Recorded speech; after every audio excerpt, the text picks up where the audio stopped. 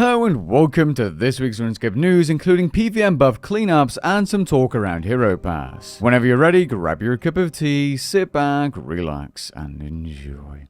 This week is Gamejam week, which means developers are going to be working on their passion projects, which almost always lead to some of the better updates. So far, I don't think many developers have been talking about new projects just yet, but I did see Mod Blackwitch post about her continued efforts to graphically overhaul Runescape. In the only screenshot shared so far, we can see reworked ground textures and lighting at the entrance of the underground pass. There are also actual mountains behind it for once, instead of the current turd mound we have at the moment. Stellar work as always, and I'm eager to see what else is being worked on. I'll be sure to make an updated video on Gamejam projects if enough new information is shared on the socials. If we're in luck, we might be seeing some of the older Gamejam projects that weren't finished fully release into the game somewhere in the near future. This week sees a PvM buff cleanup, including changes to multiple popular damage buffs like the Slayer helmet and the genocidal perk. According to Jagex, these buffs weren't working as intended and will now apply their damage buff more consistently in the form of a true flat damage buff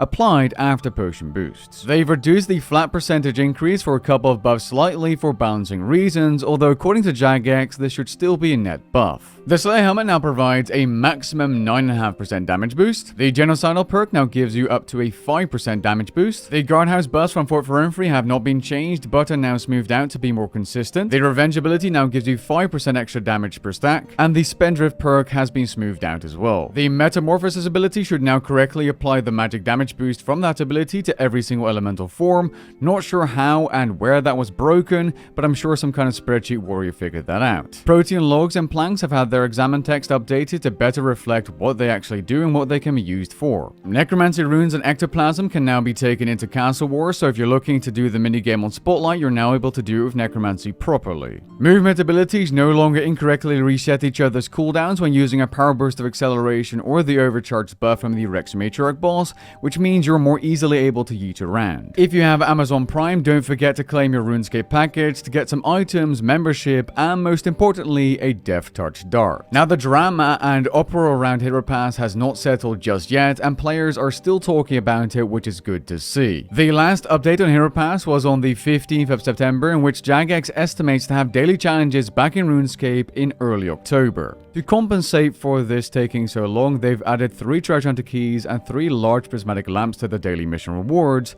and note, these are locked behind the first daily mission, which means you're going to get these very quickly.